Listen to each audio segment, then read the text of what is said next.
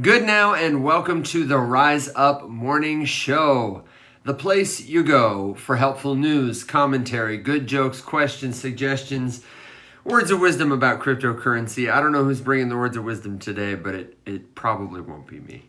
I'm just kidding. I pray it will be. I pray that we can be helpful to you. I hope that we can be helpful to you as you try to navigate the difficult, tricky space that can be Web3. What even is Web3? Oh my gosh, I'm so glad you asked. That's what we're here to talk about. Thank you for being here with us as we wrap up a week. GM Tori, great to see you. GM, everybody, welcome in. Let me know what you're thinking about today, how your coffee's tasting, whether or not you woke up on the right or the wrong side of the bed. We've got plenty to talk about. CZ, the founder of Binance, was just sentenced to 4 months in prison. Did we talk about this yesterday? I feel like it happened just after the show came out because Alex and I were talking about it on, we were talking about it back and forth on a call. I might be having deja vu, but we've got that to talk about. We've got a whole big week in review. Our friend and community member Robbie was saying that he thinks he's got some good words for us about Fetch, or meaning he's done some more research. He's had a chance to talk with the team. Alex and I have been talking since yesterday. There's just always stuff happening on the show. And we want to know what you're thinking too. Whether you got a question, whether there's something you're trying to work on, tell us all about it. Figuring out how to freelance and stuff. Thanks for the tag. Totally. I know that you are, and I think there are a lot of opportunities out there that we can put each other onto. Tori, if you're not on yet, give jobs a look on Warpcast. I saw someone tag it in that post. Benji was the poster, and that was the channel. I was unhip to it. I also subscribe to a pretty good Web3 job board newsletter here or there. There's one that's an email, and one is not a subscription. It's a community called SporkDAO. They put on ETH Denver every year. Just a great community that's been around for a long time. And their job board is actually pretty active. So let me see if I can't pull that up and send you an invitation, because if you're not there already, let me know. And I'll absolutely get you hooked up. If you want to work in Web3, then hey, let me know. Get yourself in the Discord. That's probably the best way to do it because it's easier to send longer messages and links there. You can click them directly versus the links from TikTok. Obviously, we don't want you just clicking links willy-nilly, but you verify it first and then go do your thing. It'll be easier to do it that way. Excuse me. I have not had a chance to get my coffee yet, and my body is reacting by saying this is not so bad. Here comes Alex. Let's get him. Okay, great. Good morning, Angel. AI Web Tools. Hey, thanks so much for dropping the link. We'd love it even more if you stayed for a little bit and just told us, what you were interested in selling. I have to be honest. It doesn't give me. I get it how it is when you're busy. You got a business to run. There's probably a lot of people to see, places to go. But if you want to sell something on the Rise Up Morning Show, the best way to do it is by building a relationship with people in the community here. Then it won't be like selling anything at all, and we will just flock to your product because we love you so much. If Tori launched a product tomorrow, I guarantee you everyone in here would use it. If Neil launched a product tomorrow, everybody would use it. That's the secret sauce. That's what we're doing here. Alex, come on. Let us see. Hello and good now. Happy 7:02. The new official start time. Every morning. Alex and I have a text that we send each other every morning that is usually I host. I tend to host, but if Alex is going to host, he'll text me and say, hey, I'm going to host today or whatever. But mostly the text message is just 7:01, getting coffee. No. 7:02. It's 7:02. I could go back. 7:02. For all week, it's been 7:02. Nothing else. Just Evan sends me a text at about 6:50. 6:55, 6:58. Usually just I like to touch Alex before the show starts, just so he knows I'm alive, so he doesn't have to worry. And then, and sometimes it'll be earlier. Like if I'm working on something and I want to tell him, I'll be like, hey, have a hard stop or whatever. But mostly 7:02. 7:02. 7:02. That's the text. It's the 7:02 club. So thank you very much. That's the Have stuff. you already built dApps in any ecosystem? I wonder if that's a question for us or if that's a question for this AI Unlock Truth. Crypt Truth, let us know. We have experience building dApps in a couple of different places. A little bit. Well, would you call what the Syndicate Games is not really a dApp because it's in Discord. I would say more than dApps, what I personally have experience building is like wallet connected experiences, from tokens and non-fungible tokens, websites for them. I've fiddled around with frames a little bit. I don't know. What are some of the other kind of Web3 native stuff we've done? dApps. I'm not a technical person or a developer, and neither is Alex. So about the closest I've come to building a dApp is launching a frame. Excuse me. And also POApps, I don't know. I've used a lot of products. I've not launched any particular dApps. Do you have an idea for a dApp, or do you have a particular thing you'd like to see someone else build? I don't know, Alex. I think we could probably give feedback on different ecosystems that are good places to build different kinds of dApps. Right now, I was talking to someone yesterday about Coinbase again, and about the concern for... Like right now, if somebody wanted to build a dApp, I would almost certainly point them to the Base chain, and I would almost certainly point them to the new Coinbase Commerce or Combase. I think they're calling it wallet, the smart wallet, because our friend Mashiste is using it at Logadog right now, XYZ. You can literally log into a Web3 wallet using a login button and your Google account. It looks like any other website anywhere else. You don't even know it's crypto. It's a seamless user experience. I love that. I hate that Coinbase or a Coinbase funded, I don't know. Love you, Coinbase. You could sponsor this show, but you know where I'm going, Alex. It's a Web 2 thing kind of all over again if Coinbase owns everything. So yeah. Coinbase is like Web 2.1. Like they give you a little bit of a vehicle to get out of there if you want, but it's a bank. We love them, but they're a bank. There may be a better bank than what we're used to. I mean, shit. Yeah. USDC stablecoin APY rate is 5.14%, I think. That sounds about right. So, right there, USAA is giving me a crispy 0.14%, thereabouts. Yeah. If that. Yeah. If that. That's you. Some people would be thrilled to get that. So if Coinbase is a bank, but they may be a little bit better bank. We'll give them. Yeah, and I appreciate the way they're advocating for legislation that will help all of us. I appreciate that they have the funds to stand up to the SEC. I appreciate the people who work there, a lot of them, the kind of vision they hold, but I don't think the end game Coinbase envisions is the same one that we talk about a lot here on this show and that many of our community members share.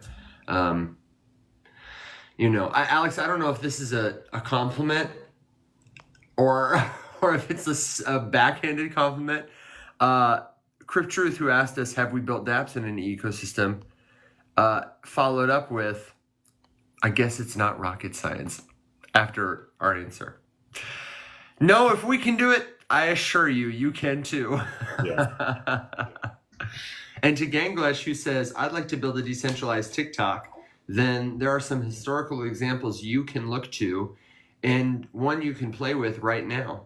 I suggest This might be a great time to talk about this, Alex. You had a great video yesterday about why deflationary incentives are unhelpful.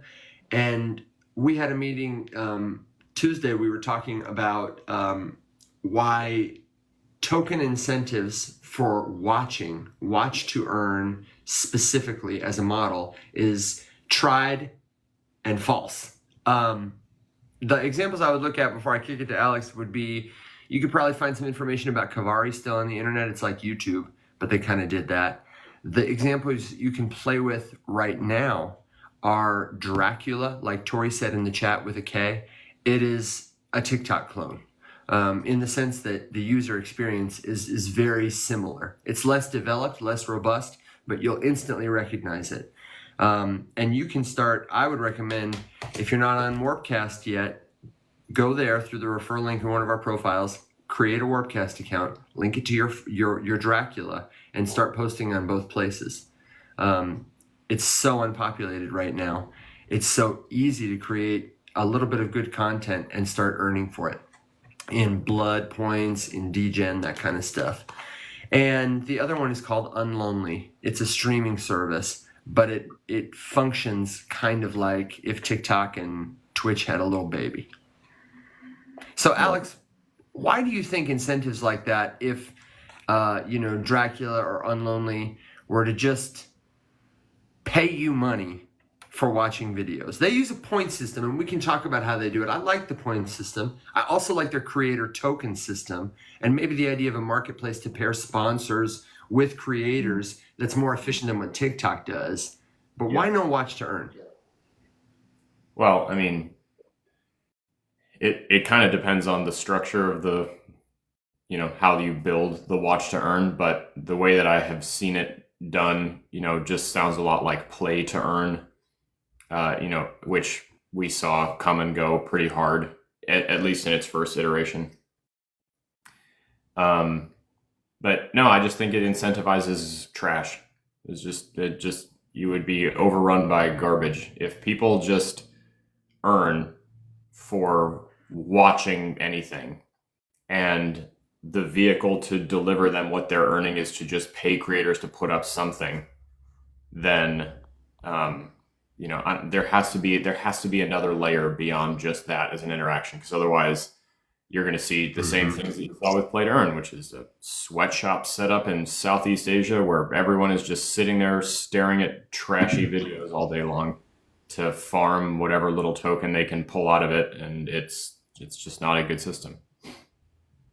Yeah, even now I would say I'm seeing video quality on Dracula versus TikTok. There's a lot of crap on TikTok, but there's a lot of wonderful stuff too. I feel like there's a lot of people just posting to post, which is, I don't know, I think necessary to some extent when people are just fiddling around and learning. But I get the sense it's, post to earn kind of thing. Yeah, I mean, there's a couple instances of watch or interact or whatever to earn. Like there's a way to do it. I just think that the action required has to be a little bit more meaningful than just like letting something play.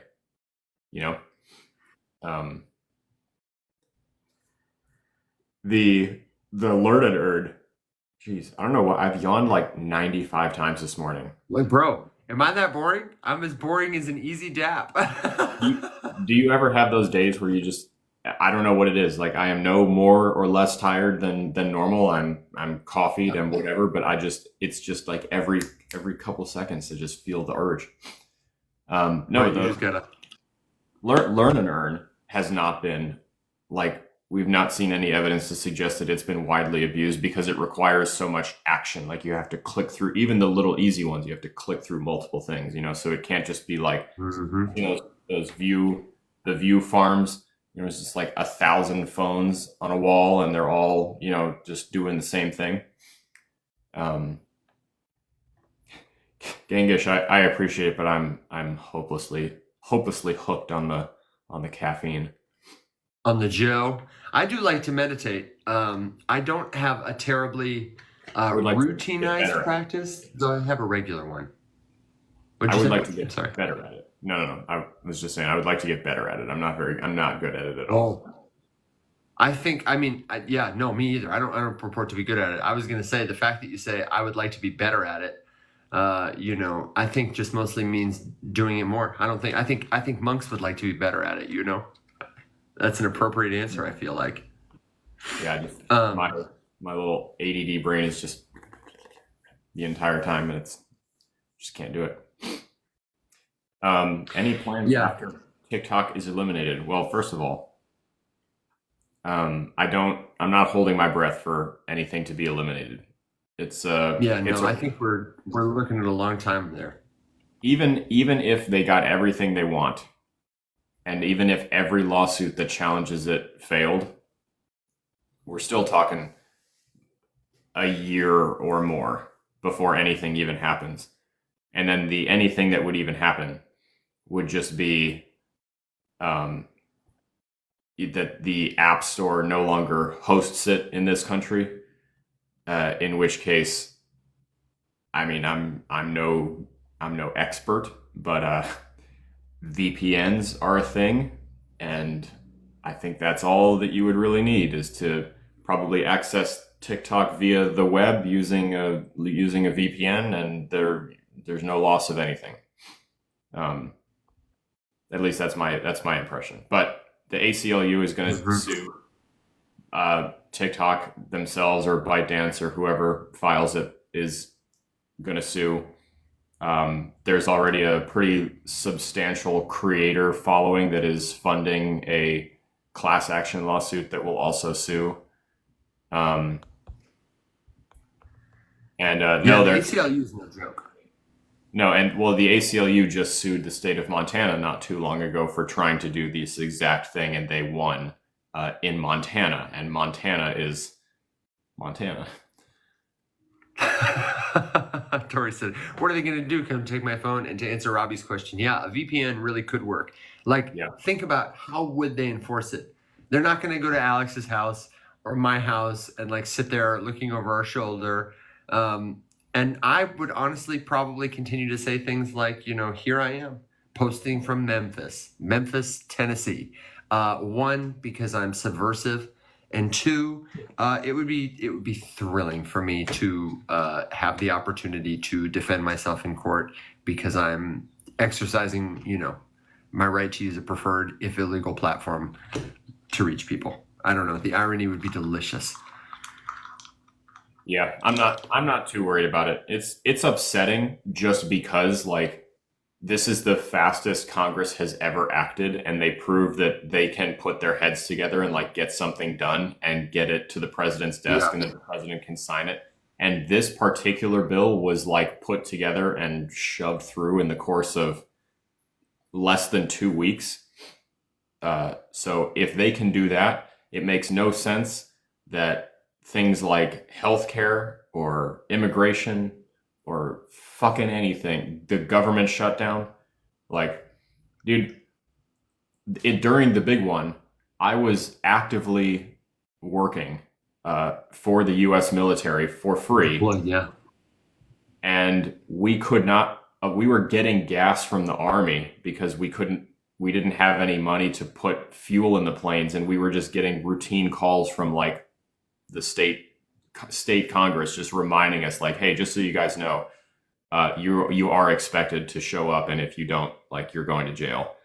And there's no money for anything, but like we're just, and that took weeks.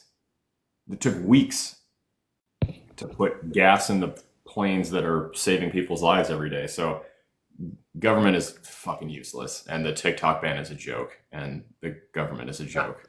But I'm not overly worried about it. Yeah, and they will absolutely have bigger problems down the road. This is an election year, so there's a lot of stuff they got to do. Alex, what do you think about the comment we got a little while back from crypto that said, I wish this dip lasted longer? My first question to that is the response: is the market back up? Because I host a show about crypto, but I haven't looked at what the market says today. So give me a second.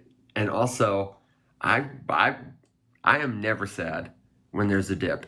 Let that be, a PSA to you, especially if you're newer and you're an investor. Is like, Yep. This stuff, we talk about it all the time, is going to set new precedents for the future. The way we interact with each other, the way we interact with our computers, increasingly our offline world as well. Like, the dip is the smallest part of our worries. If it is a big part of your worry, you might be over leveraged, which is a good thing to be able to find out for yourself. What do you got? Are we up? Are we rich yet? Is it a I mean, Lamborghini time? it's like things are up a couple percent in on the day, but it's just sort of chopping around. Nothing to write home Oh about. yeah, okay. Solana's at like 137. Yeah. Yeah, I think this is just fine. Honestly, if it went too much lower, I'd expect everybody's grandpa would be selling their ETFs, and Larry Fink would have to go on television and stuff like that. Um, Alex, am I dreaming that we talked about CZ yesterday? I feel like we did now. Now that I've had more than Yeah, 702. we Yeah. did. Yeah. Okay. We did. Good to know. I had a dream maybe then that we didn't. Um, yeah, you know. Crypto says, even if I do get rich, I would never get a Lamborghini. Nice pickup will do. Honestly, I would buy a new pickup truck too. Let me tell you, I had a commercial audition yesterday after the hubbub of the early afternoon. That was for a like lunch meat brand. And I don't know what the brand is. They haven't told me yet because the client is an advertising agency, but I suspect it's like a regional store, like a Kroger meat something, like a Kroger products ad. Because my character was called Expensive Brand Guy. And the premise of the commercial is the main character opens the fridge, and inside the fridge there are these like people trying to sell him stuff. And my guy is like one of those like Borat types that you meet in the mall who's like, my friend, hey my friend, come here, my friend, in like the LCD booth with like the music bumping, trying to sell you a phone case or something. And they described him as the kind of guy you see in the club who's wearing like, Burberry and Louis Vuitton. And before you even talk to him, you just know he's going to invite you to a yacht and try and dance up on you. And he acts really friendly and draws you right in. And then the second he turns around, you run away. And the script was, you want a Lamborghini?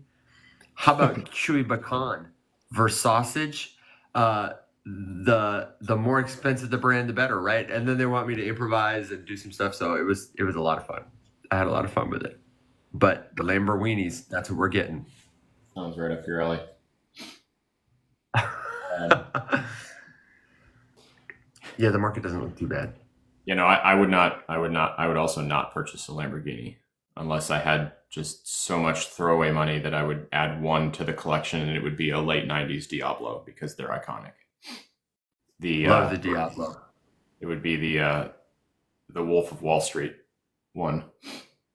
I don't think most millionaires drive F-150s. I think I'm going to call you on that one. I think that The trucks, the Ford trucks. Yeah, I'm pretty sure the data would show that it's like a Honda or a Toyota or something that is like statistically and historically uber reliable and low maintenance.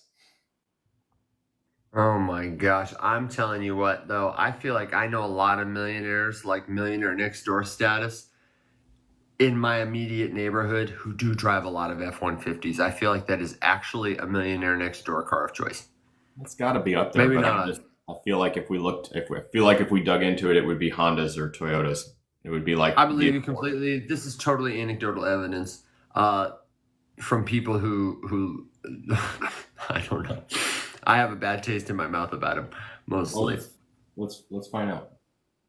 Okay, you Googled that. I want to know. I wanted to ask Robbie if he was going to give us a little more tease. He sent me a message yesterday saying he got a chance to talk with the team at Fetch, which is one of the companies along with Ocean and Ajax, who I think is Axon DAO, Singularity Net.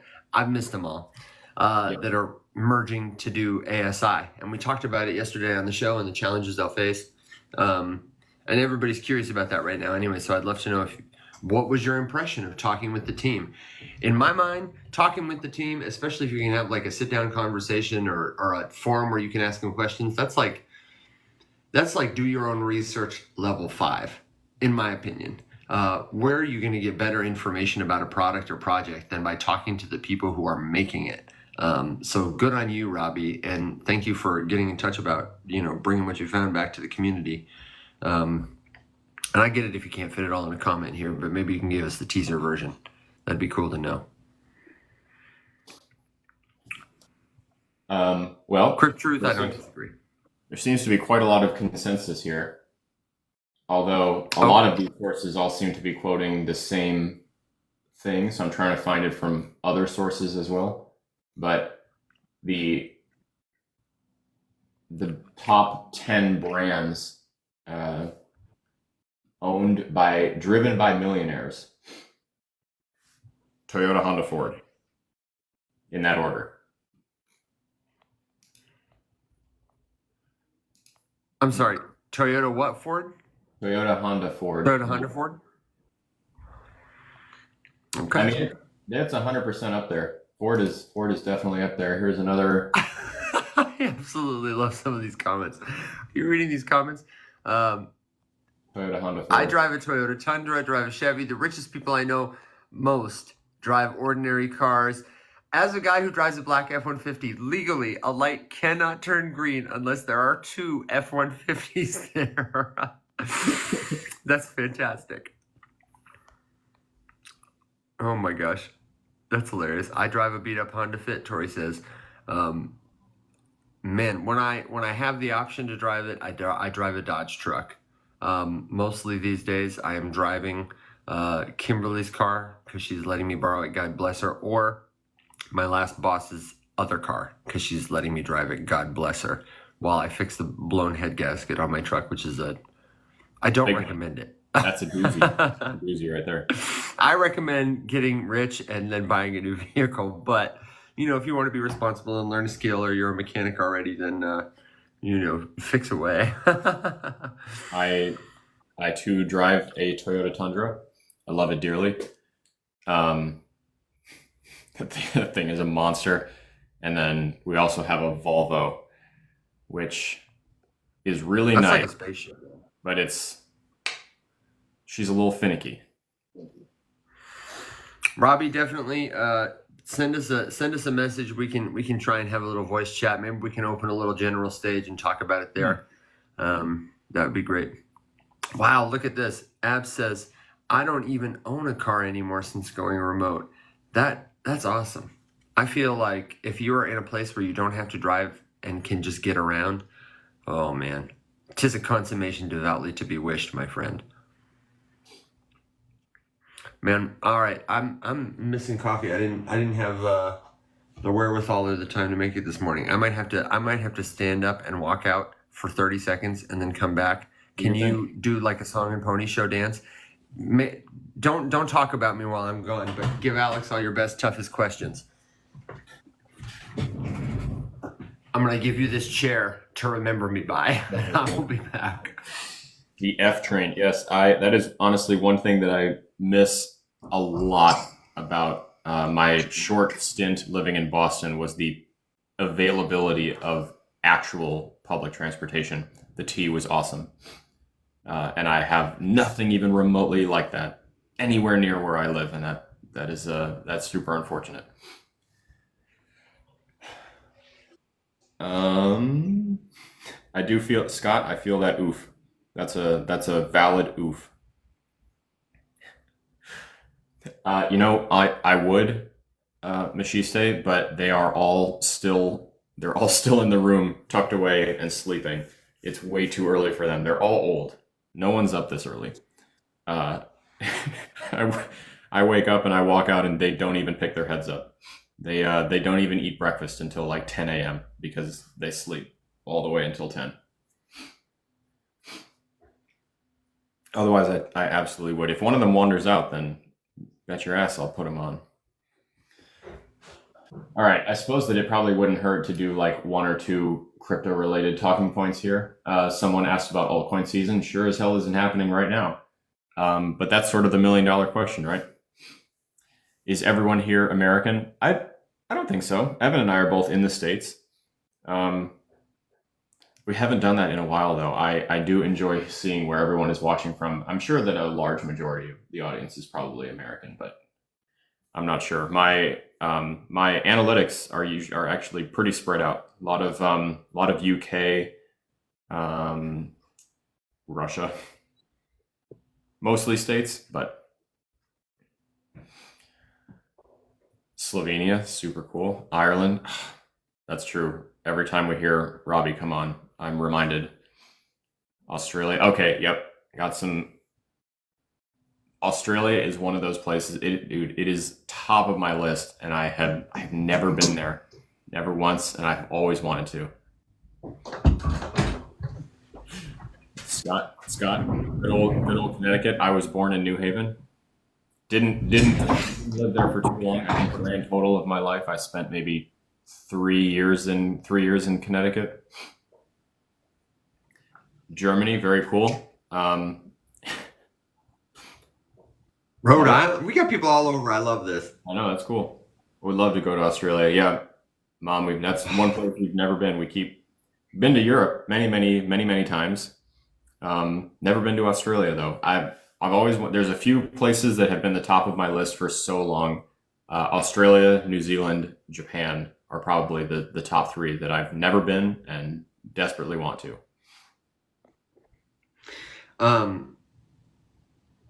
As people are sharing this, I want to just note, I love how sometimes, and it seems like Mondays and Thursdays, this tends to happen to us. I feel like our Tuesday, Wednesday days are our like heavy, dense, good, Yeah. rapid fire or deep crypto content days. And then Monday and Thursday, we tend to get philosophically unhinged, and Thursday we tend to get like casually friendly unhinged.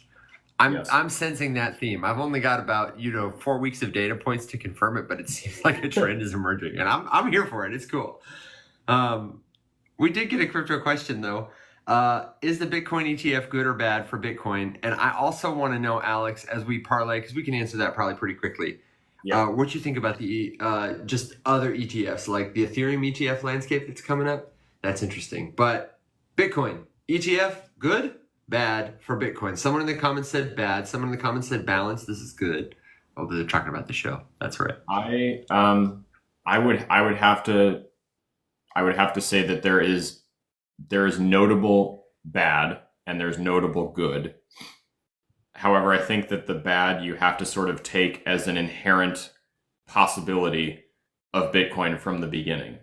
That if it's an open and free system, there is no world in which it picks up steam and becomes what it is or what we all want it to be, where the ultra wealthy don't get in.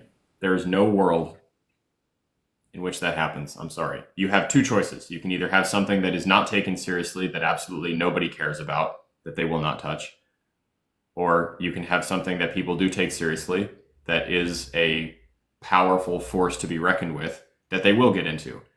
So, I mean, I don't know. I guess from the instant I was made aware of Bitcoin's existence, I guess I just sort of inherently knew that we were going to get to this stage. There is just, I mean, does anyone disagree? There is no world in which a powerful new financial system that gains traction and grows past $1 trillion and shows staying power through crazy economic fluctuations. There's no world in which that does not get co-opted by the ultra wealthy and financial institutions. I don't think that's even remotely possible. No, totally. And people are saying that in the comments. That's everyone's reflection too. People's experience for sure. They always want a piece of the pie, and by that I mean all of it. But Alex, do you worry about, because the data's there that Bitcoin's, 90% of Bitcoin is owned by less than 10% of the holders. Michael Saylor owns one in every almost 100 now. Winklevi own the More. other like one. Sorry? I'm pretty sure MicroStrategy passed the 1% threshold. Oh my God. Okay, so and honestly, a year ago it was one in every 250. So they're churning. Here's the thing. The Winklevi right up there. People. This is the only, like, what's the word I want? The only credit that I will give in the direction of the ultra wealthy who just want to, permeate and pollute this little system, this little world that we're trying to build for ourselves here, is that no one has to fucking sell it to them. Everyone who buys Bitcoin buys it from someone. So I don't know. I don't personally have much tolerance for someone whining and this is going to sound harsh. I am not at all accusing all of us of doing this because I agree. It bothers me. I don't have any tolerance for people who whine about the involvement of banks and people like Michael Saylor buying all of it and whatever, because you fucking sold it to them. No one told you to. No one forced you to. You don't have, you do not have to. No one has ever been forced to sell their Bitcoin. And if you wanted to get like but the incentive is there for people to sell it. Exactly. And if you give in to that incentive, then this is what I've been you in this scenario. The proverbial you. Okay, but most of the proverbial you in the context of Bitcoin, this is why, I don't know, I think nuance is helpful here, at least in this instance. Tell me if you agree. In the proverbial you in this example, the people selling Bitcoin to Michael Saylor, the first person who has an opportunity to sell a Bitcoin is a miner. Somebody who has spent a tremendous amount of money to get the Bitcoin, who themselves is incentivized to sell it only to somebody who can pay them more than they spent to get it. That's problem number one. You, though, are acknowledging that Bitcoin is a vehicle to get more US dollars. And that's not what it's supposed to be. So we were given Bitcoin long before we were emotionally and spiritually ready to get it. And to this day, we are still not ready for it. I've said that for years. You can audit if you feel like scrolling through almost 1,000 TikToks, you can go back to the beginning of my feed and dig through those awful, cringy videos and find examples of me saying that the only way crypto will ever get to a point where it is massively adopted on a financial scale is when it's no longer looked at as a vehicle to get more US dollars. The money system that we're all constantly bitching about being broken and shitty, that's the only thing anyone cares about. I don't know of anybody who is accumulating Bitcoin, doesn't care at all what the US dollar, except for fucking Michael Saylor, who doesn't care what it is, just like wants as much of it as they can get because they believe in that system more than the US dollar system. Everyone is using crypto just as a vehicle to get more fiat currency. That's all it is. It's different flavors of shitty investment vehicles to like hopefully over leverage your way to getting more US dollars because that's what we need. And that's fine because we're like we dove in head first before we were even ready to go ankle deep in the shallow end. So, it's fine. I've sold crypto for profit too because I can't use my crypto to pay my mortgage or do whatever. So like I'm certainly not trying to absolve myself of any guilt in what I'm upset about. It still bothers me, but just to then also in the same breath be mad that the banks want in. It's like, yeah, because we keep selling it for more and more and more. Of course they want in. But at the end of the day, if that really bothers you, then just quit fucking selling it. Just buy a little bit of it, tuck it away, and never touch it again. Never sell it again. But I agree with you completely. It's not how it's going to work. We're just going to keep selling it forever. When I talk about abolishing the money, this is my number one issue. This is the whole reason I'm here. I agree with you completely.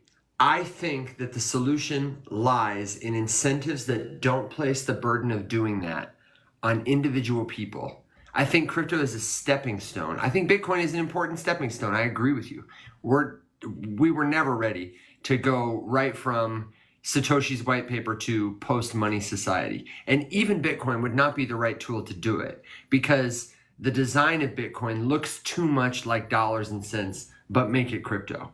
And I really think people are going to need to have several steps of like, we'll probably have city and community coins or like other culture coins that emerge that people start to accept as currencies. as well as like non-currency markers of value that people use to exchange and make meaning with each other. The Taylor Swift POAPs are a great example of that. Markers of things that matter to them that are difficult to transact with, like dollars and cents. And then eventually it's going to become viable enough. We'll have enough alternatives. People will become well-versed with the benefits. It will seem less radical. They'll know how to use the technology. And then it will be a natural thing to say, someone will come up with the incentive system that is a big enough cruise ship to come alongside money and then lifeboat people onto it. I think it will be decentralized. I think it will be stable, but multifaceted. And it will be a clearly better means for people to access the necessities to experience the fullness of life in a way that dollars and cents and what David Graeber might call bullshit jobs cannot touch. I just think that ideal is a little bit too utopian to come to fruition anytime soon. Like, what I mean by that is How is that any way different than what you just described, though? I'm describing a utopia. It's way better to incentivize people. What you're describing is just don't sell it, which is unrealistic to the max, I think.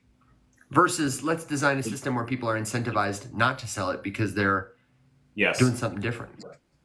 There is a categorical difference between those two things. However, I will also admit that the system that I'm describing, in which no one allows themselves to be manipulated by the powers that be that drive the whole system, that's also a little bit utopian, because we're putting the onus and the burden of change on the people who are confined to a system that they have almost no power to affect unless we manage to all band together and do something. But as we've seen, you could probably count on two hands the number of times in collective human history where enough people have come together to do something so monumental that they were able to uproot an entire archaic system and put into practice something else, something better, whatever, for the betterment of all of us, not just the concentration of power. So I'm not saying it's impossible. I'm just saying it's highly unlikely, especially in this day and age. Things in history have come from that. I would push back big time on that. That's fine, but we are constantly evolving farther and farther and farther away from that being possible and probable. Not possible. Why do you say that? We're more connected than ever. Language is less of a barrier than ever. Space is less of a barrier than ever. I think it's more possible than ever. We are more connected than ever. That's true. We are angrier than ever at each other. That's also true. We are more, the wealth gap, the wealth inequality worldwide is exponentially increasing and expanding constantly, and absolutely nothing has ever been done effectively to change that. Look at any instance of an actual attempt to change the system that allows that to take place. You immediately get screamed out of town with pitchforks and torches being called a communist. It doesn't matter in what capacity you're suggesting changing something about that gross system of money mismanagement. If you suggest anything different than what we're doing, you are a communist and a socialist, and you deserve to be like literally hung in the town square. Totally. I know that I'm familiar with the words they use. I have vaguely suggested like one or two super benign things, and my neighbor literally called me a communist. Like, just because that's it. So I just think it's doomed to fail that we are like waiting for mass collective uprising in a system where that is exactly what everyone with power and money is trying to prevent, because they know that it's theoretically possible. It's highly improbable.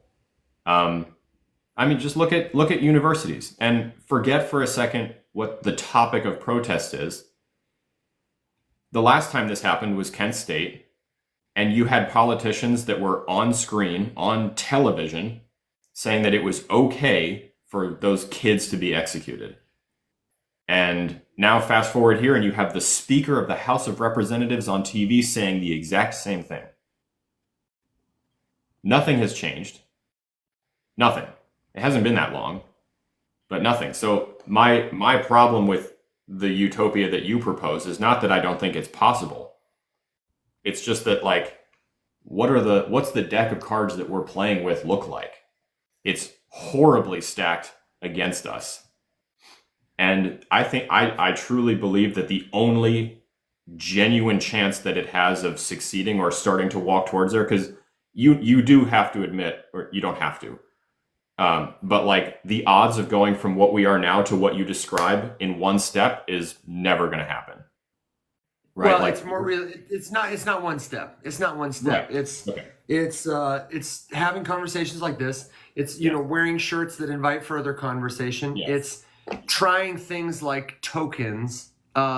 Educating people about how tokens can be more than money is you know where I'm going. It's a 12-step process. Honestly, truly, Totally. it's definitely not going to happen overnight. Somebody mentioned stablecoins in the comments. I see stablecoins as like a long-term bad solution in the context of this convo. We don't want to just be reliant on US dollars, but in the short term, kind of like the Bitcoin ETF, I personally see them as like a step in that direction that will outrage people further, teach them the benefits of this technology, help them start to use it. And then when I say something like, could you imagine if your city had a token where people could trade with residents at a discount and outsiders could speculate on the future? You know what I mean? Like stuff that you can only do with tokens. And people would be like, yeah, that doesn't sound that weird, because they're familiar with stablecoins. So 12 steps, man, 12 steps. Sure. Right. So 12 steps. Let's stop envisioning what the 12th step is and just think about what does step 1 look like. And to me, Alex, go ahead. Remind me to come back to that. Okay. Because to me, the best way to build it. Are you familiar with the Antoine Saint-Exupéry quote about the best way to build a boat? Probably, but not by the name. Well, as a person of the sea, I want to read this to you because I don't want to paraphrase it. If you want to build a ship, don't drum up the men to gather wood, don't divide the work, don't make a plan, don't give orders. Instead, teach them to yearn for the endless immensity of the vast blue sea. Okay, I was not familiar with that. That's good though. I do like that. I don't disagree with you. You got to organize people. But in my mind, the first and most important step is like, what is the heart of it that moves people to want it? This is my point. Because again, I hope you know that I do agree with like what you're. Yeah, totally. We're in agreement. Absolutely.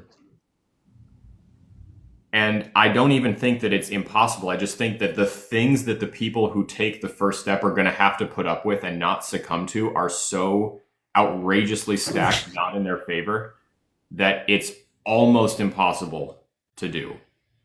And what I mean by that is if you imagine what actually would need to be step 1, which would probably be that we would need like a splinter community. Let's take one US city that ends up doing it. Although right now we live in a world where single US cities and states are doing dumb shit like Arizona.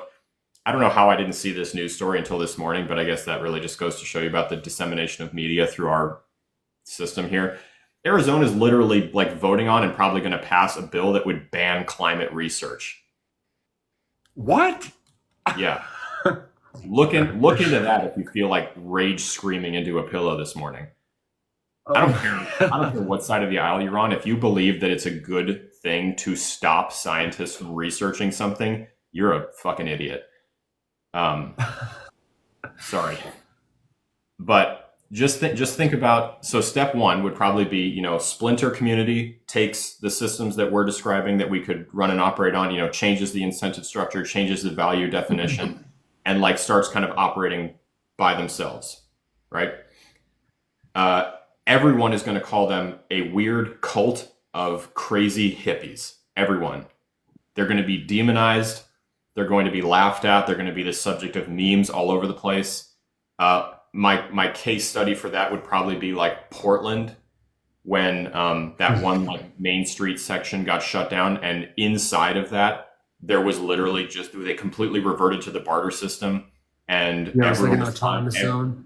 Everybody was feeding. Yeah, everybody was eating and being watered and whatever, and everyone collectively was looking at them like a bunch of morons and lunatics. So you're going to have to do that, and then you're going to have to put up with that for probably years without wavering. And you're going to have to put up with authorities and government trying to shut you down and trying to like make an example of you for being wrong and stupid and bad and communist and anti-American and domestic terrorists and whatever. And you have to put up with all of that and persevere and demonstrate enough to get another splinter community to be like, you know what, you're right, and do the same thing. So we're describing like a multi-decade long process of just enduring relentless badgering, humiliation, and demonization in order to prove that what you're doing, to be a better system. And then you're going to have to somehow get that ideal to become popular enough that a candidate for an office that actually matters agrees with you.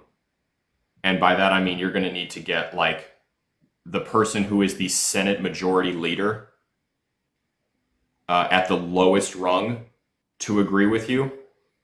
Yeah. And you're going to need a president to agree with you. And if you had those two people, but the Senate majority leader always goes to the most archaic dinosaur in Congress. Mitch McConnell is 14 billion years old, probably literally Count Dracula himself,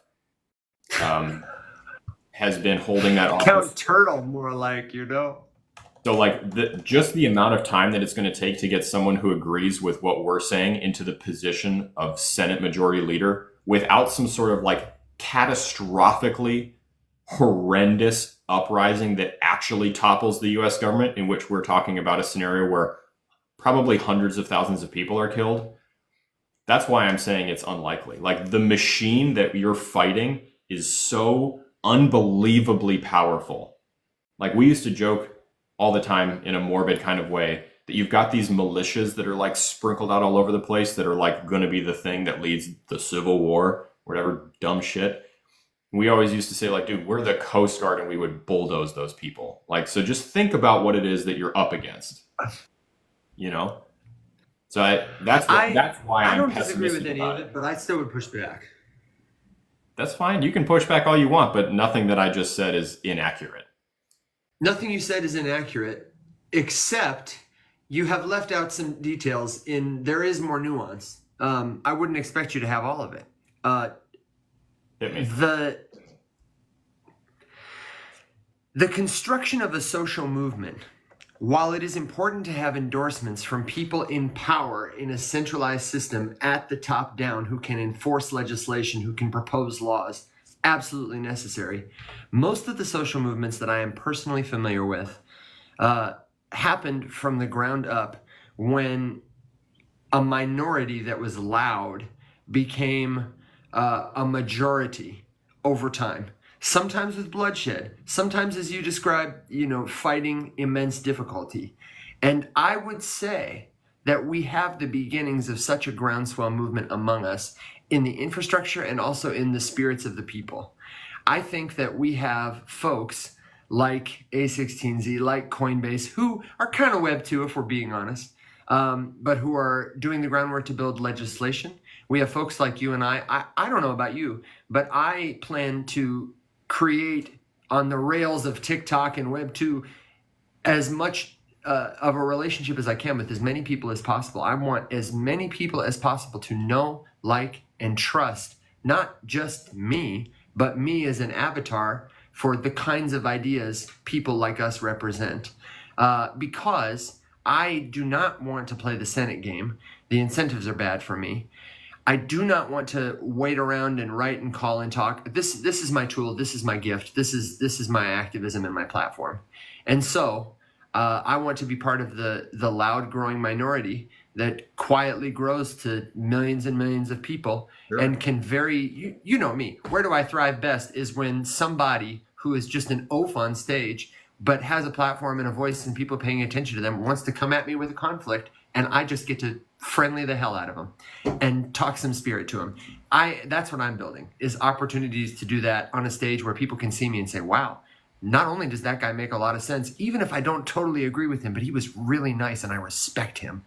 And more people will do that. You know what I mean?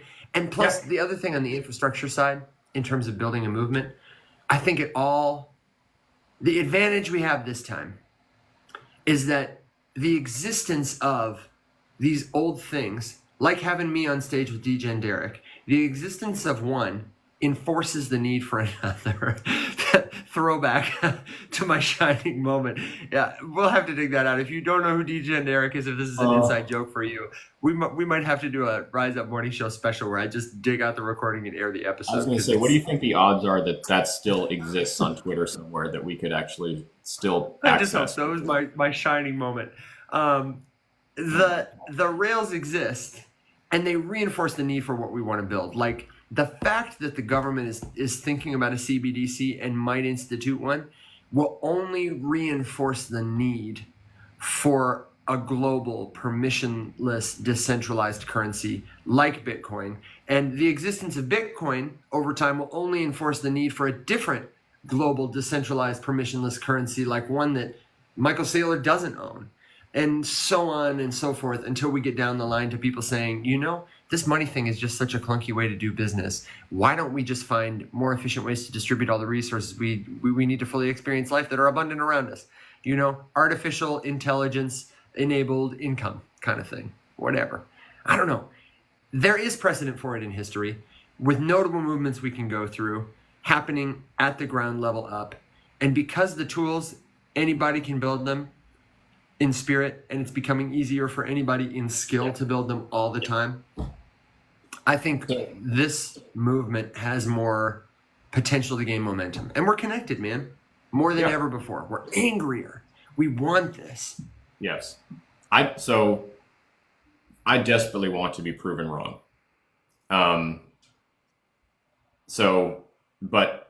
Okay. Zigzag, I'm going to politely disagree. I think that you are looking at a very small window of that man's career and making a broad generalization based on things that you were told by other people who disagreed with his agenda and purpose. Because no one would have ever described that man that way when he was handling a very different epidemic than the one that he was dropped into the most recent time. And there was so much other stuff. You really have to step back and allow yourself to be proven wrong once or twice to like acknowledge the way that things actually went. And I have a lot more experience with that particular epidemic than I think most people, because I was actively working in emergency services and rescue. I'm not saying you're 20 years old. I'm not saying you haven't been around and studied. I'm just saying that if that's your perception of what he did, that you are mistaken. That's all I'm saying. But we can agree to disagree. So Evan, I'm not saying that I don't want to be proven wrong there. Because you could skip the whole, you could skip the entire Senate conversation. You either need it or you need to subvert it. There's only those two options. But that's the thing, with the amount of people who hopefully are angry enough at the system, you could simply just show up to the polls and vote, and just think about even if something nefarious was done on behalf of government, we've all seen House of Cards, right? With the way that when he realized he was going to lose, the way that he swindled the election. And something like that could theoretically happen, but the goal would be to make it as difficult as possible. In order to, all right, Zigzag, dude, I get it. We're not going to agree. Can we just move on? Because otherwise, you're really throwing me off right now. I appreciate your passion. Don't let it throw you off. I think he's airing his grievances. Zigzag's all right. I get it. You don't have to pick it up. Give him grace, because it's so hard. You know how hard it is to try and articulate a thoughtful, polite, comprehensible opinion in a character limit. That is the worst challenge of TikTok. Don't let it get you. Okay. Well, I don't know if you've ever met me before, Evan, but when someone is just relentlessly saying the same thing over Alex and over, has a goat. The proverbial goat of Alex is always getting got. Okay, can I distract you from this conversation by asking you a tremendously important question? I want you to make your final point on this because I don't want to derail you. I don't want him to derail you because you're making really, somebody said it earlier, you're such a gentleman about this. And I love talking with you about this because I feel like we agree and disagree in all the right ways to learn from each other all the time. Sorry. He's left me for a comment. No, so it hurts me. Okay, the last thing I'll say, and then we can move on, is zigzag. Yes, of course. But like Evan just said, we are not set up even remotely. Like, I'm sure that there are things that you know that I do not know that you could teach me. I'm sure that there are things that I know that you do not know that I could teach you. And unfortunately, it's just not going to work when I'm like speaking and you are limited to TikTok comments because you have like 12 characters to say stuff. And I didn't want to bogart the entire conversation for you and I to argue about Fauci's political agenda. That's what I don't want to do right now. So there's a time and a place. But if you are interested, then sure, I will literally set up a time to talk to you about it because, like I said. Alex, the most important question that has ever come across our stream has been asked today. And it is, who would win in a fist fight? To which I would ask, first of all, why are Alex and I fighting? Because I don't feel like there's a situation where we would probably come to blows unless it was like Mike Tyson, Jake Paul situation, and we were going to raise a tremendous amount of money for some kind of good cause, that we would actually choose to pursue each other in combat for an extended period of time. And then, honestly, I'd probably put I feel like Alex knows some tricks. I've got the reach, and I can kick. But I'm pretty lanky, and I feel like Alex knows some tricks. And honestly, he's just got that dog in him. I think there's two answers. I think that if Evan and I were probably constrained by like is this like a standard boxing match where boxing rules apply? Because then I think that it depends. This is gonna be weird to say. It really depends how dirty the fight is. It's like, have you guys seen Raiders of the Lost Ark? Yeah, am I allowed to like take all my clothes off in an attempt to psychologically terrorize him and then just like I don't know, do something? Is that allowed? Can I, like shave a stripe in my head and like cut my arm open and like bleed on him? Like, if I really had to get in a fight with somebody, I would do some stuff that would psychologically destroy them and they would never ever recover. You know what I mean? Like, the point of a fight is like you do what you can and then you get the hell out of there. So I would do some scary shit. Yeah, that would not be fun. No, I don't think so. But if somebody's going to raise like a tremendous amount of money to, leave the money system, raise money to leave the money system, wants to support the rescue, and they're going to be our like capitalist carrot stick master, and the only way they're going to give it to the rescue is if Alex and I punch each other for a couple of minutes, I would do it. Sure, in that context, sure. Yeah. In an effort to steer us back to our centralized, unhinged topic of the day. I mean, I think to try to like find some sort of semi-conclusion here, I think that the only thing that you need to do this is like to demonstrate that it's possible. And then you just have to be willing to be ridiculed and demonized for it for a pretty long time. And we've seen, because that we can point to multiple times in history where, the radical like did prevail and something monumental changed, but the shitstorm that they had to endure to get to that point is pretty gargantuan. So if you're willing to do that, then sure, I totally think it's possible. I just think it's highly improbable. Yeah, I agree. A mentor of mine once said, "It isn't supposed to be easy. it's supposed to be worth it. Yeah. And No, I will fucking die on that hill. That's a great quote. I do think though that like you can demonstrate the possibility, like you're putting them into a losing situation, but like just by voting, voting for things that you actually care about, like we just focus too much on the single issue. I think a lot of people are single issue voters. You have like your line in the sand, and like you can't cross it, even if a candidate says other things that you agree with because of that one thing. And I totally get that. Because we just have way too many issues that we're concerned about. But like that's really the crypto thing too. Like if you analyze the candidates who run for office that are like pro crypto, and then you look at the rest of their agenda and you're not horrified, like you're looking at a unicorn. Because I'll tell you right now, exactly. I have read some opinions about crypto. I'm like, God, what a great take. What an excellent progressive take. And then I look at like the rest of their voting record and I'm like, holy shit. Like that's the person. That's the one. And then it's really hard to believe it's not just like pandering for the crypto. Like, why is this our only option for crypto? Yeah, exactly. I feel that way too. I feel that way a lot. That part's a little unfortunate, but it's got to start somewhere, right? So that'll. Hey man, maybe the Senate could be for you after all, because if you were the crypto politician who is like, and also a significant part of my platform is crypto and legalizing climate research, like, yeah, I'd vote for you. It's like I really. And let's also save animals. I would love to vote for someone who's like pro crypto, but who also isn't burning books. Like. Could we just have right. that?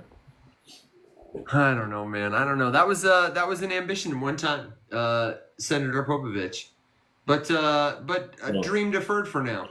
No longer. Yeah, no. I mean, it's like you said. I think the more likely, vehicle to drive change forward with is not in office.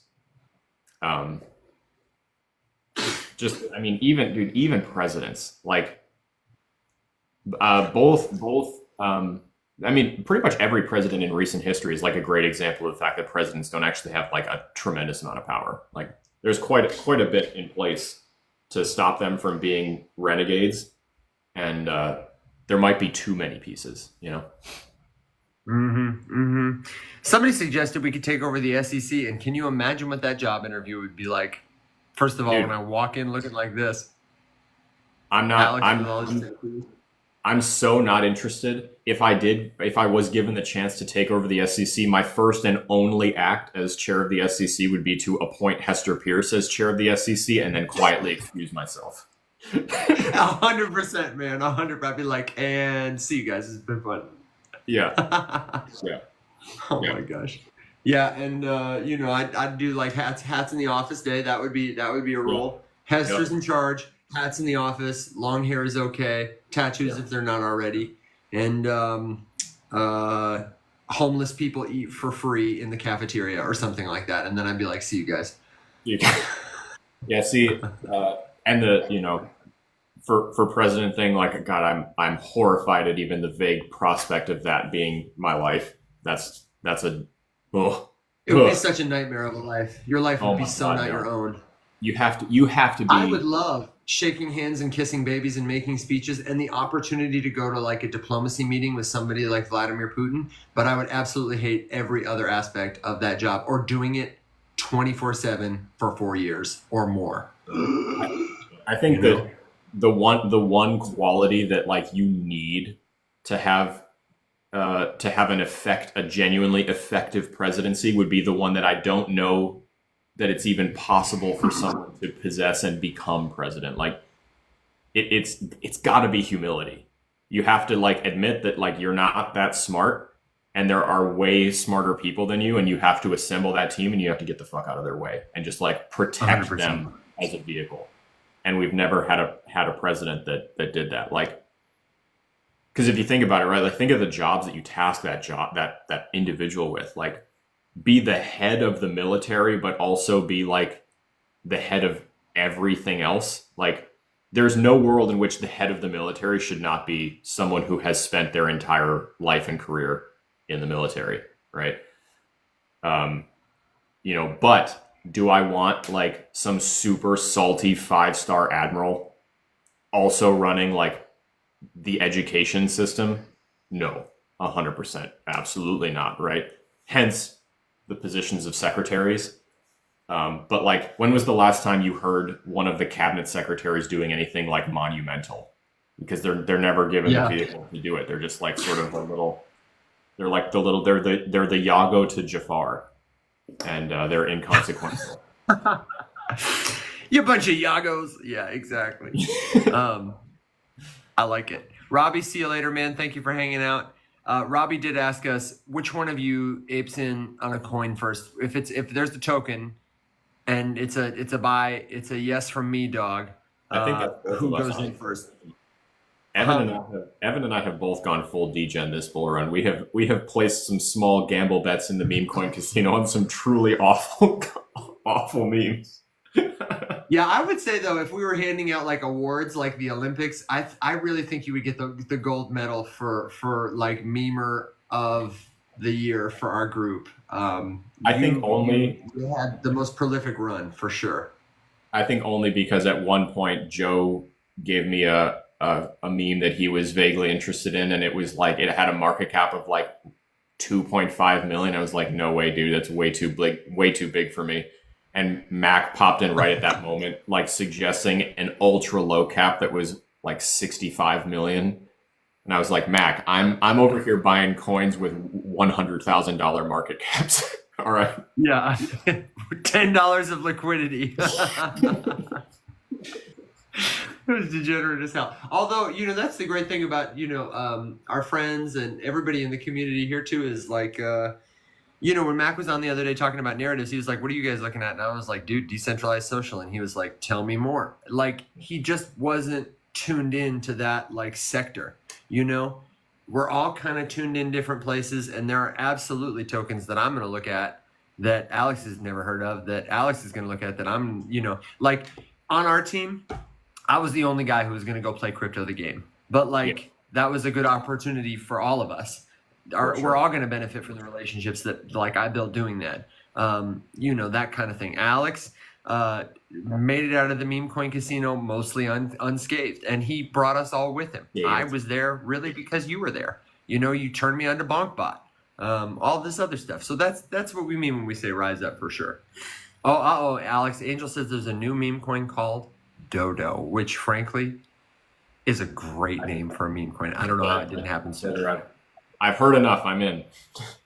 Yeah, tell me less. Alex, while I get my coffee, will you keep the folks entertained? And then I wouldn't mind talking about, Tony Promo asked about Bitcoin layer 2s. Yeah. I'd be cool to wrap on that for a second. I'd love to hear what you think. 1 second.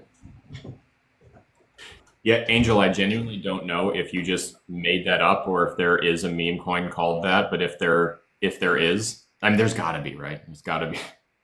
Oh my God, yeah, Mishi said that's the tagline, 100%. Wait a second. Is there a dodo bird emoji? Hold on. Stop. Hold the presses. Oh my God. How did I not know that was a thing?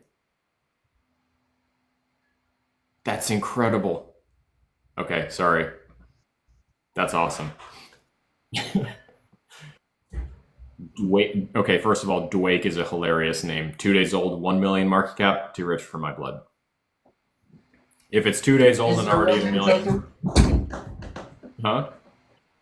I said, is it real? Does it actually exist? Are you looking it up? Oh no, I wasn't. I was distracted by a Machiste showing me that there's a dodo bird emoji. I had no idea. Whoa, Machiste! Of course, Machiste would know that. His tagline is amazing. Buy dodo, your money goes extinct. And honestly, if that's not a thing, someone launch that right now. Yeah, and hey, if you didn't see it last week in the newsletter, I know Machiste can launch his own meme token without any help from anybody because he's got a big old melon. But there's a great tool right now on Warpcast called MetalBot, and it's like metal-bot-fun, but you just search MetalBot on Farcaster, and it is a killer frame that literally, not exaggerating, in 5 clicks, you can launch a meme token. So the rules are, Don't be the guy who tells everybody to buy it before you sell it to them because it's going to go up in price, because that's illegal. Be the person who finds the best meme, makes no promises about financial gains, and just launches a token in 5 clicks and then just starts memeing it up. Like, at the end of the process, you're 5 clicks later, you have a token with a name, with a ticker, with like a meme face, and you have the links to see it on Dex Screener or Uniswap. It takes 30 seconds. I am blown away by it. So there's no reason, it costs nothing. There's absolutely no reason that everybody right now can't just go become a meme lord on Warpcast and Uniswap. I think they're on base, so that's good. I'm not entirely sure, because I have launched a couple, but I honestly haven't bought any. You know it. What fun. This looks like, so first of all, there's like 85,000 dodos. But this one's got some real if you wanted to talk about a meme that you could like totally co-opt and like adopt. Oh, right. It's gonna be backwards. Hold on. Look at this shit. All right. It's got a $34,000 market cap. Somehow there's 20 grand in locked liquidity. Somehow there is absolutely $0 in volume. And that's the chart. Yeah. A couple of great memes and that thing is back to life. The volume here is quite red. Just a little bit slanted. This one just so happens to be on Solana. Someone actually like made a little graphic. The Twitter and that's all they did. The Twitter has 9 followers and it's not been deleted. Nice. Hanging in there. I'm horrified by oh my god, it's brilliant. Dude. That's it looks like DJ and Derek made that, honestly. Dude. This is more effort was put into this horrendous website. Yeah, this is too much effort. If you're gonna be a meme lord, this is too much effort, because you gotta spray and pray. You don't need to take this kind of time to make a website. You need one solid meme, a great tagline, and the URL. You're golden. Robbie says, buy me $10 worth. We're all going in. We're going to resurrect this meme token. Oh my God. No, that one. Angel says the one that she's talking about it does exist and it's on ETH, not Solana. Yeah, so, no, I saw the ETH one too. That one is. But look at this one. On the first day that it launched, it did almost $1 million in volume and then it just died. The way to dodo. Let's see. Top traders. Did anybody make money on it? So this is funny. Someone did. So here's the person. This is probably the owner, who just sold 14 grand worth and walked away. This one though is really funny to me. Someone bought $215,000 worth and made 3 grand.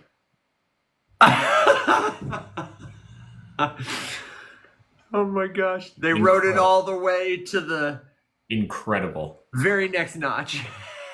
Got right off. Gangesh says there's 50 of us here. Let's pop this thing. Oh my gosh. Is this the moment we form an illegal inside trader ring from our show? Yeah. Apparently. And the first token we picked, Your Honor, was Dodo. It was Dodo, yeah. Oh my God. Wally asked, how do you make money making a meme? So there's a couple ways that people use them to make money if they're launching it specifically to make money. None of which are ethical or legal. But we can stick to some legal ideas. In which case the answer would mostly be luck. Yeah, for sure luck. But typically what happens, like the standard rug pull is usually, someone creates the token, they retain a large amount of it, or if they're crafty and they don't want to be found out so easily, they will start it.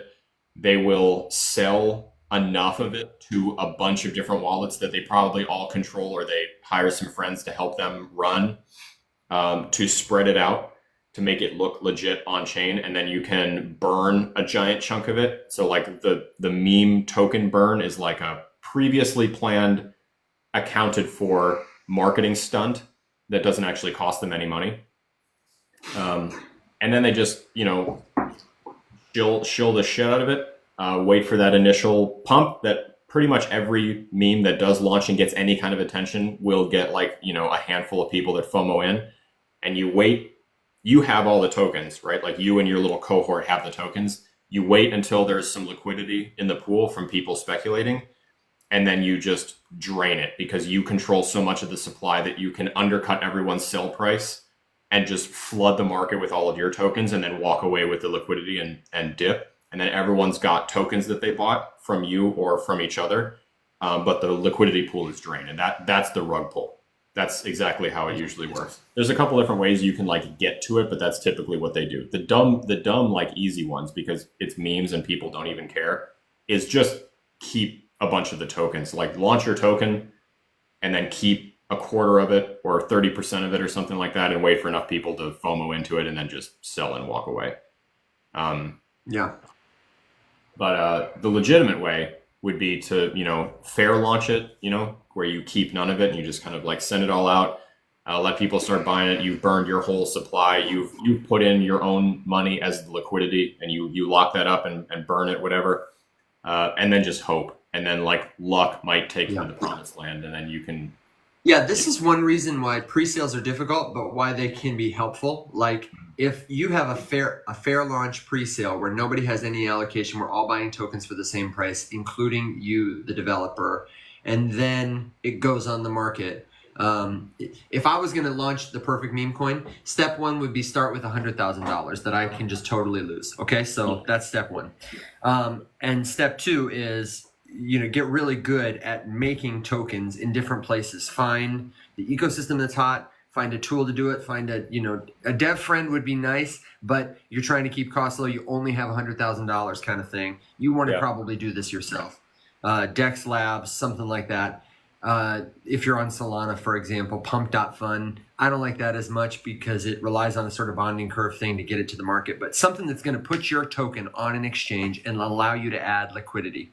I'd add, between $1,000 and $5,000 of initial liquidity, but I would do it during a pre-sale. I would do it during a pre-sale unless Chris Rock gets slapped by Will Smith at the Oscars, and then you're racing the clock. Don't do a pre-sale. You launch that thing as soon as you possibly can. Put $5,000 of liquidity in it and hope that everybody is paying attention and online right now when it matters. And then do that 20 more times. And one of those tokens will take off. And then eventually, you got to dump your tokens. The tokens that you bought at the pre-sale or that you got in on early, because you're not going to allocate them to yourself, because that's a little bit illegal, my friend. Yeah, that's completely illegal. There was, though, to your point, too, like an example of that being done in a big way where you have to be willing to lose a bunch of money knowing that it will probably pay off, would be the Slurf guy. Totally. That dude, 100%.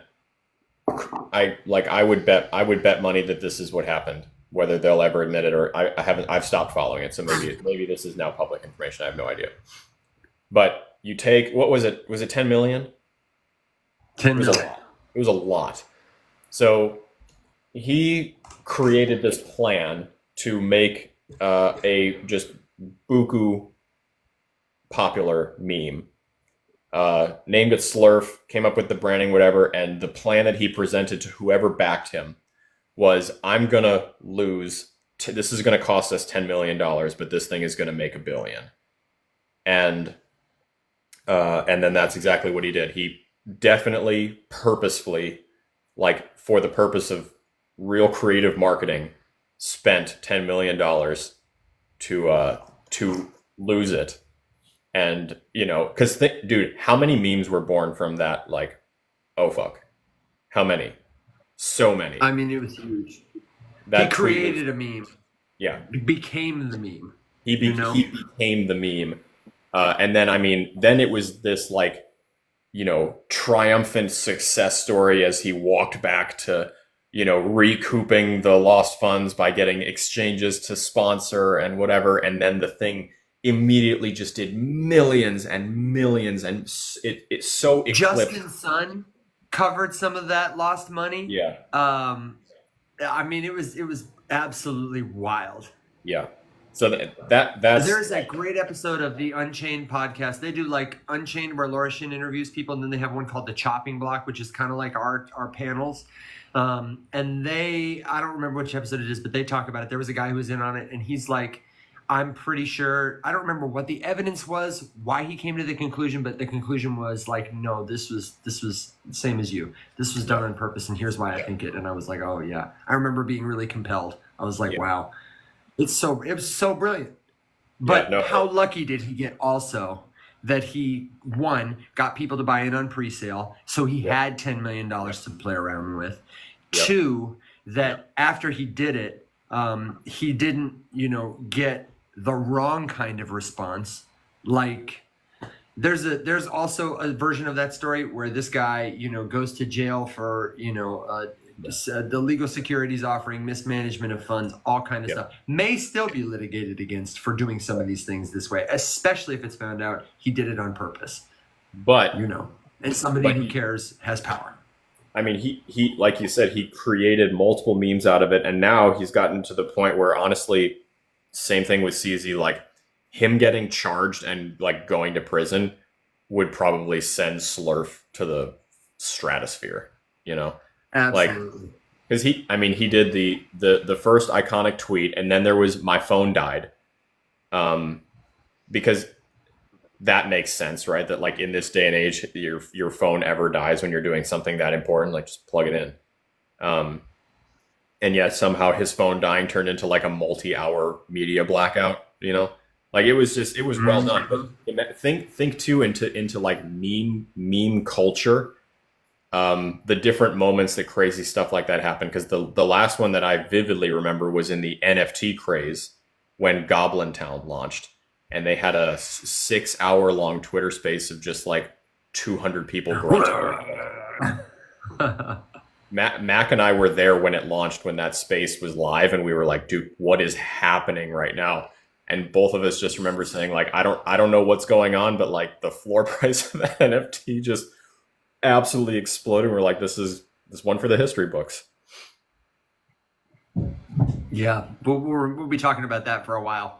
Yeah, for sure. I remember, did I tell you when I was at NFT NYC, apart from you guys, I think I was doing something with Sal and Crypto Radio Network, and this guy dressed like a goblin came up to me, and he was doing like man on the street interviews, and he had a film camera with the crew with him, and I presume they were making some kind of trailer, and he asked me a question about Goblin Town, and I got to just kind of riff with him back and forth, and he did a fantastic job.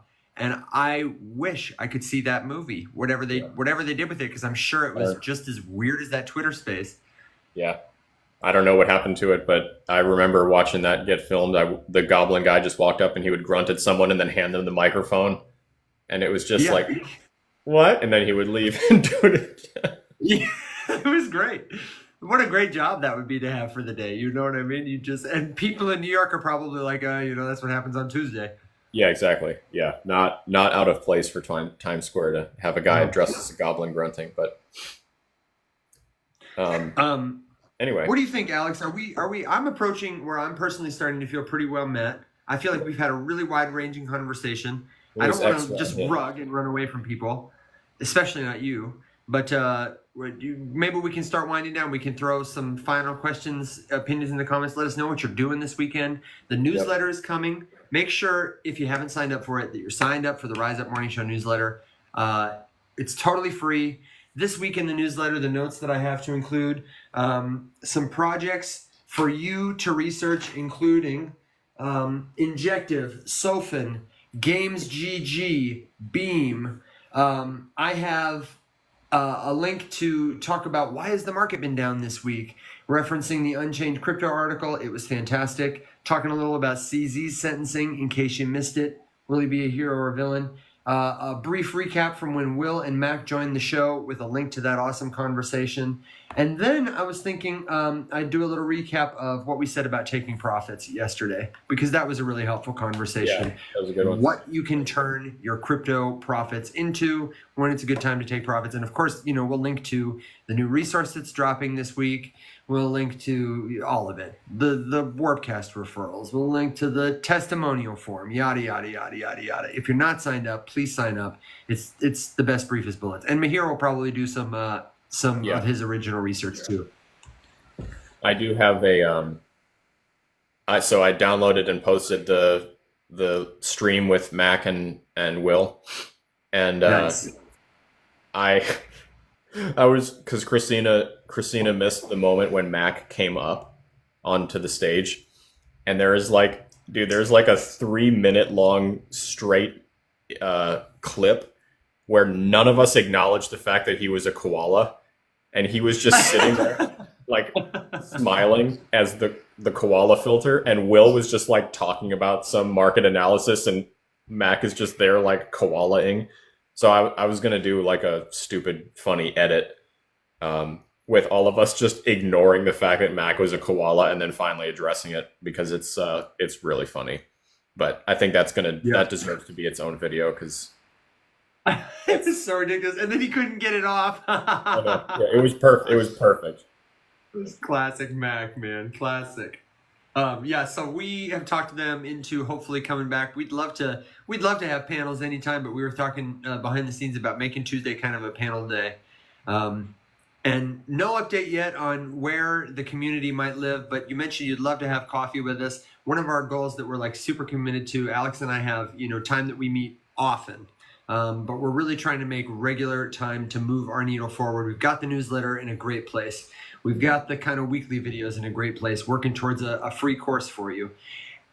And the next step for us is really to get like a home that is not Discord, that is more accessible, where we can all live and we can have like conversations together. It would be great to have a Saturday or a, late night or whatever, where we can sit down and have coffee and all of us can like really talk. It just sucks to have character limited comments. So stay tuned. Thank you for hanging out with us. That is absolutely coming. Don't subscribe here on TikTok. That makes them a lot of money and doesn't send us much. And what did you get for it? So we're working on that. We're working on trying to figure out how to provide mostly free and always valuable like access to information, resources, and cool hanging out. It's coming. It is coming. In progress. Work in progress. Work in progress. Can I tell you as my final thought? I have got to vent a little about this. I am in this band, The Breakfast Club, and I love the band. The band is rockin'. It's a lot of fun. It's an 80s band. We do like rock, new wave, dance hits from the 80s. I'm the singer, the male singer. We have a female singer, so we get best of both worlds. And the kind of quarterback of the band, the guy who organizes, is a guy named Dave Royce. Now I've just doxed him on social media. Sorry, Dave. He doesn't live on TikTok. He's a longtime great musician. He's a little bit older. He's not particularly technically savvy. And we have a real divergence of opinion, Dave and I, on what the promotional materials for the band should look like. And mind you, I'm the guy who's Canva literate. We had a photo shoot the other day, not with Kimberly, because I was not going to subject Kimberly's talent and brilliance to the group yet. Fair enough. And just the difference of like, I'm having a real hard time collaborating on creative direction with this person who is a legit musician, but is not an experienced marketer. And his idea of like what he really wants the band promos to be is like, just cut us all out and put us on a sunset background, or take the Hard Rock Cafe's logo and just put us over the top of it. Can you do that for us? And I have made us these like, I don't know if I can find them for you and green screen them. What I think are like, a lot of bands do corny graphics, and really you just need something to post. But it is grinding my gears right now that I'm having to fight with this guy when I make a graphic that is like, it's not my job to make awesome graphics, but I'm pretty good at it by now. And he'll be like, I don't know, I don't think that's it. I think we just need to go with the band logo and a couple of us and the venue logo. And I am trying to make it work. So bless his heart. I just don't know what to do about it. I just had to tell you though, I had to vent a little. I'm working on it this weekend, trying to get assets that we all like. Let me see if I can't show this to you. This is like maybe what we've arrived at. This is like what they were doing before. You know what I'm saying? Like, and so this is where I have compromised with them. I tried to give it a little slightly more artistic arrangement and like put us all, you know, at least in the same spatial plane or whatever. But where I'm trying to go is like a, you know, I want us to look like a savvy, smooth, I don't know, a band that either paid someone or had somebody professional like make a poster for them. I don't know. Yeah. Sorry to shit talk people who aren't here to defend themselves, but I just had to vent. And I know you guys get it. No, fair enough. Collaboration. That's what I'm working on. Well, best of luck. Godspeed. That is hilarious, though. Yeah, I mean, some people just like have real strong opinions and a whole lot of passion, and absolutely nothing to back it up. yeah, it's wild. It's wild. Cobalt, You're you're rescuing dogs touching this us. weekend? Going to the rescue and Of course. Yep, I'll be there tomorrow are you and going back to Saturday. the island to build your real estate empire? Um, I mean, probably next week. We're working on a couple other little tidbits here and there. Um, but yeah, it's going well. I'm not not a real estate mogul yet, but No. You know, but it is what it is. And I'll say by way of my final words, since Christina's here now, I commented on her cozy crocheting video. If you're not following Christina and you want to catch the next big thing on TikTok, honestly, it's a good thing you're here watching us because we'll be obsolete pretty much as soon as she catches on. I'm confident Christina's channel is going to blow up. I love that she is incognito crocheting, but I definitely am going to need you to help her out by getting her like a trench coat or just something because it was not incognito enough for me. Maybe a mustache that she can just glue on when she wants to crochet incognito. it'll become a series. Yeah. Well, my friends, we're gonna take our ponies and ride off into the digital sunset. Be sure tap my face, tap his face, subscribe to the newsletter. Huh? Can I give as my final thought just because he popped in? Yes. I thought you were final thoughted. I'm so I sorry. was. Go for it. I was until Cobalt showed up. And first of all, Cobalt, it's great to see you. You're catching us right on the end. And I just wanted to give you a shout out because you are so persistent. And I just think it's commendable that you keep asking us for questions that I think we're not going to answer or can't answer. And you're always so respectful with our refusal to answer the question. And then you give it like 10 minutes and you ask the same question, but like for a different currency. So I just wanted to say thank you for being here. And it does make me laugh. Yeah. And I will say one more time that Evan and I have no clue where the markets are going to go. We do not know what the price of anything is going to do. If we did, Evan and I would probably be gajillionaires on a beach in the Virgin Islands or something, and probably not on TikTok Live if I had the crystal ball of crypto. But, hey, thanks for being here. And I don't know what the price of Bitcoin's going to do. I'm sorry. I wish I did.